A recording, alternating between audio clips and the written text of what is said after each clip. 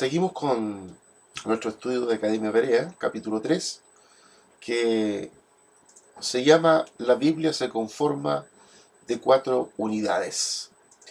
Y la temática que tratamos hoy día, el de hoy, la Biblia se compone de 4 unidades: la ley que habla de la caída, los profetas que hablan de la esperanza, el Evangelio que habla del cumplimiento de la esperanza, el Salvador, y los testimonios que declaran que Jesús es el cumplimiento de la esperanza.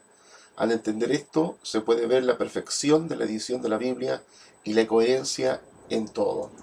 Tenemos algunos subtemas, como por ejemplo la corrección de la profecía, las características del testigo, la garantía de la Biblia por la Biblia. La misma edición muestra su perfección, y la ley es diagnóstico y el Evangelio es prescripción.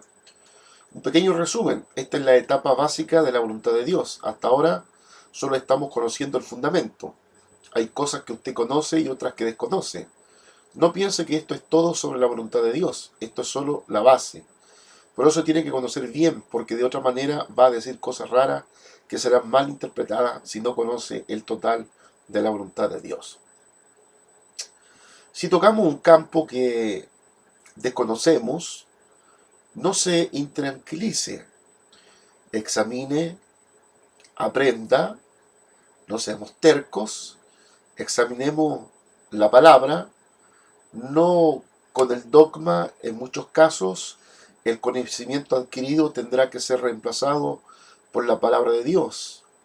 Cuando miramos 2 Corintios 10:5, estamos hablando de aquellos argumentos que se levantan en contra del conocimiento de Dios. Y cuando nos hemos acostumbrado a mirar la Biblia solo con el lente del dogma o la doctrina, muchas veces erramos la Biblia, porque ya estamos teniendo un conocimiento preconcebido, y a veces nos acercamos a la Biblia con una actitud preconcebida, por haber sido influenciados por doctrina o dogmas que no están en la Biblia. Por lo tanto, es la invitación a tener un corazón abierto, a derribar esos argumentos que se levantan en contra del conocimiento de Dios y abrir nuestro corazón a su palabra. La Biblia se conforma de 4 unidades: el Pentateuco de Moisés, que son los 5 libros del Antiguo Testamento, las profecías y los evangelios sinópticos que hablan de la vida de Jesús.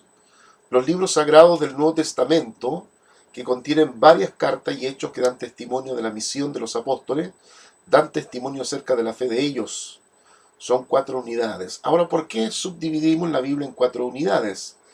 Recuérdese que en el primer capítulo aprendimos que la Biblia está centrada en un personaje, que toda la Biblia, las Escrituras y el Nuevo Testamento se centran solo en un personaje. Generalmente cuando leemos una historia o una novela, no solamente hay uno, sino hay muchos personajes en una novela. Pero cuando miramos la Biblia está centrada en un solo personaje, y ese es Jesús. El mismo Señor Jesús dijo que las Escrituras dan testimonio de Él. Y hay un montón de pasajes de la Biblia que nos muestran que la Biblia se centra en Él. Se recordarán de la historia de los discípulos de Maús, cuando el Señor se le aparece camino de Maús y dice que les va abriendo las Escrituras y les va mostrando cómo las Escrituras hablaban de Él. Desde Moisés y los profetas hablaban del Señor.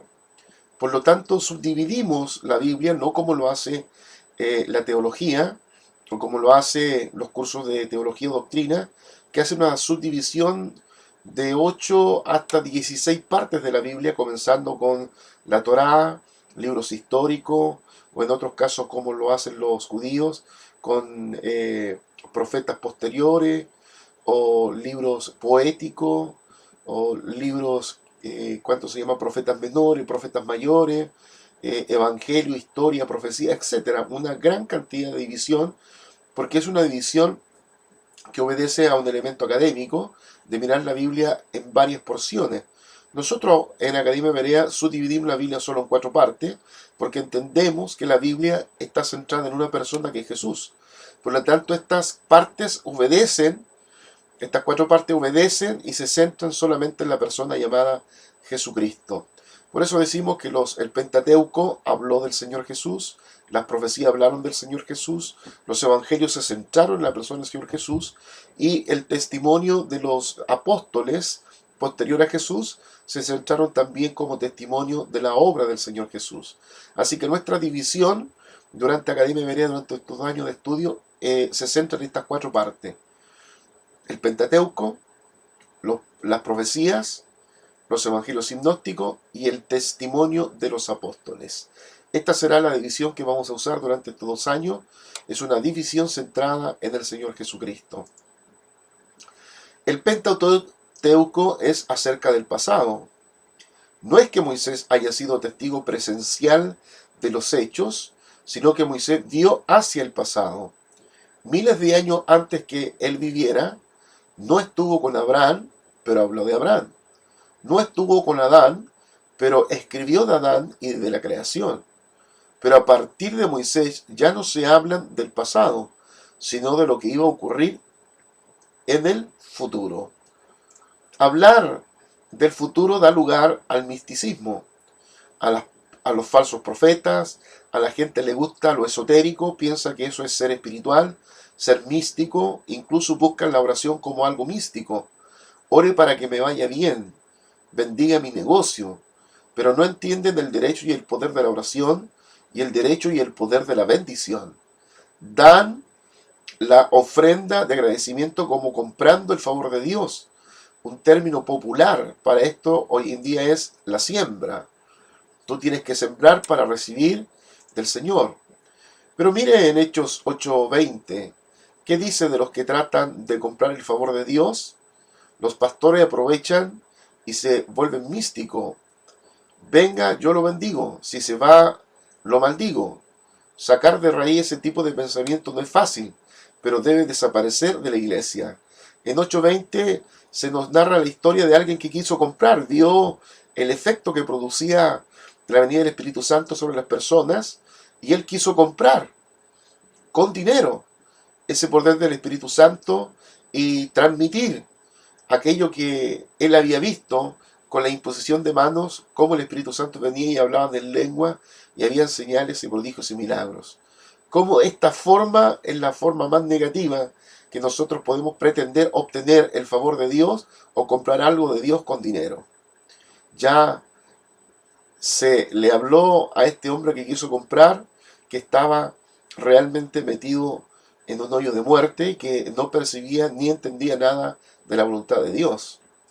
Hoy día muchas personas van de un congreso en congreso tratando de encontrar una palabra que les afirme, que les ayude y les afirme en lo que ellos piensan que Dios les ha llamado.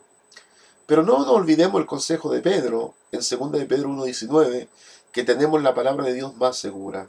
Sin duda que no hay que menospreciar las profecías, pero hay que examinarla todo y retener lo bueno. Cuando se miente espiritualmente, no hay forma de reparar esto. Toda la vida hay que cargar esa mentira. La Biblia habla de rema argos, que significa palabra ociosa. Cuando nosotros a veces, desde nuestro propio corazón, desde el sentimiento de nuestro propio corazón, damos una palabra a alguien, haciéndola creer, pensar que es de Dios. La Biblia ya nos advierte, y Dios nos advierte que a veces habían profetas que daban sueños y visiones que Él no le había dado y que lo hablaban solo de su corazón.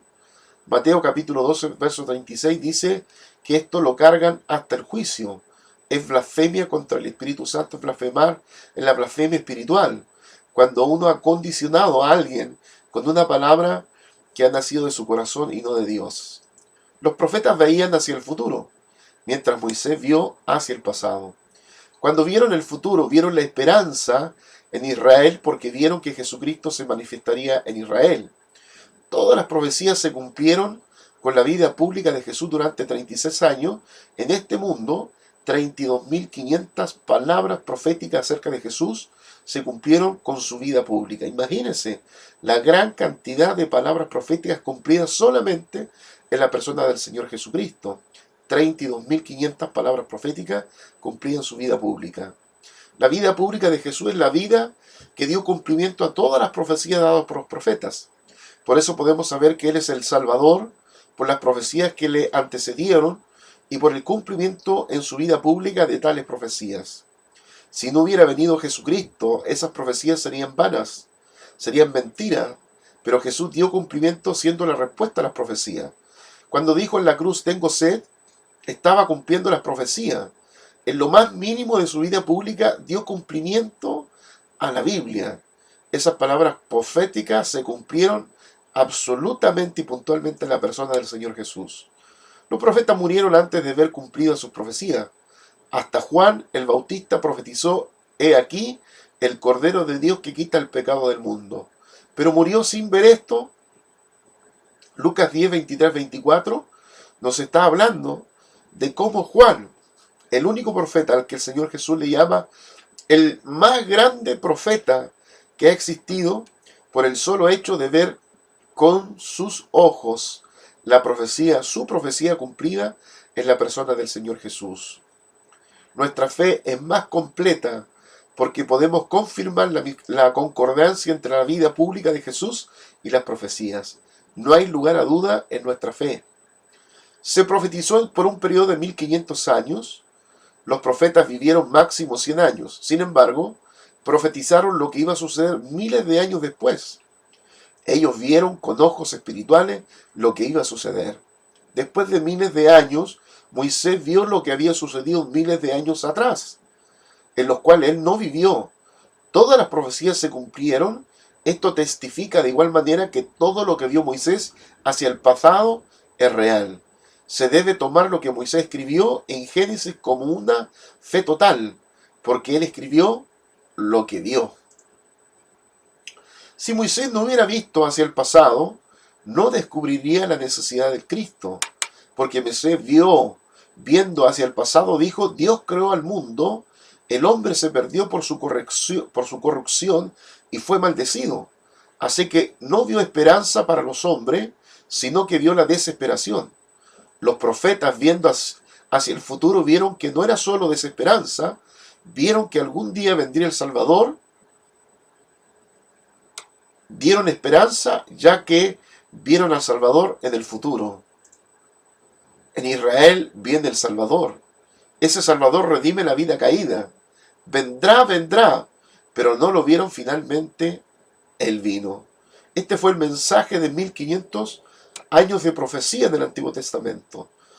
¿Qué dijeron los profetas? Vendrá, pero nunca vieron con sus ojos aquel que vendría. Pero en el Nuevo Testamento ya no es el mensaje vendrá, sino vino y volverá. Los evangelios dicen, este es el mismo ser que está antes del principio, es el que vino. Después de esto los discípulos dan testimonio, ya llegó Jesús, Jesús ha llegado. Es el que dio el cumplimiento de todas las profecías, es el Salvador que redime a los hombres, perdido como lo vio Moisés, lo vimos, él mismo vino y ahora obra por el Espíritu Santo en nosotros. Es nuestro testimonio. La Biblia está compuesta por 4 partes. La estructura de la Biblia es perfecta. El Espíritu Santo la editó. Si no fuera así, muchos dudarían sobre el valor de la Biblia.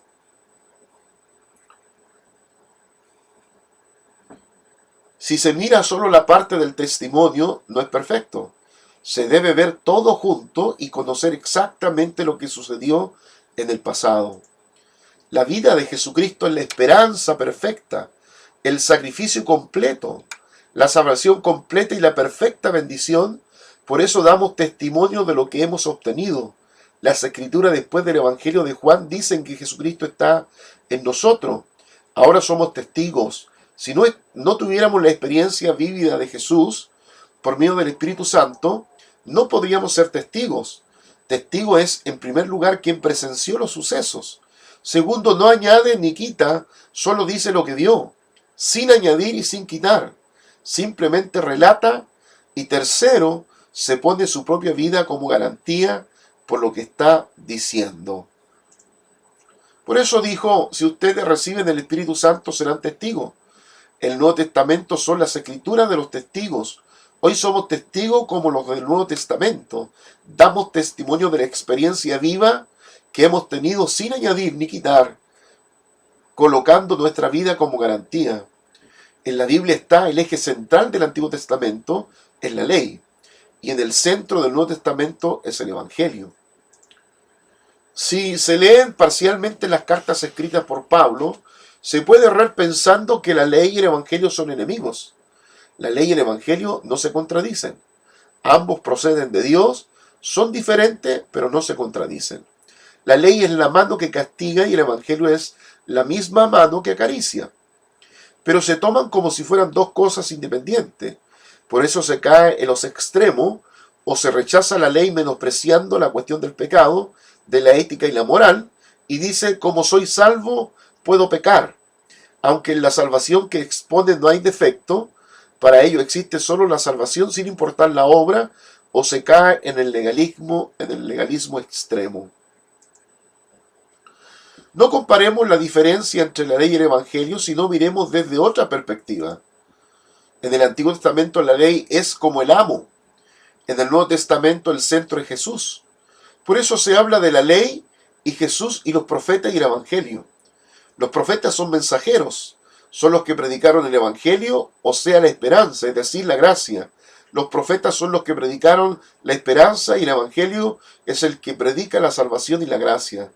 Se dice la ley y el Evangelio, porque se agrupa la ley y los profetas, y en otro grupo Jesús y el Evangelio.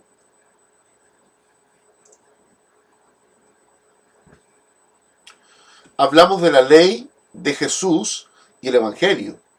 Como la ley y el Evangelio, cuando hablamos de profecía, agrupamos la ley y los profetas. En el Antiguo Testamento nos dio la ley y en el Nuevo Testamento nos dio a Jesús. La ley es la que condena, es la que juzga. Sin ley no hay de qué salvarse. Primero condena y luego indulta para salvación. La profecía es el Evangelio que predica la esperanza. A pesar de que la ley maldijo y condenó, las profecías dijeron que no estén en medio de la desesperanza.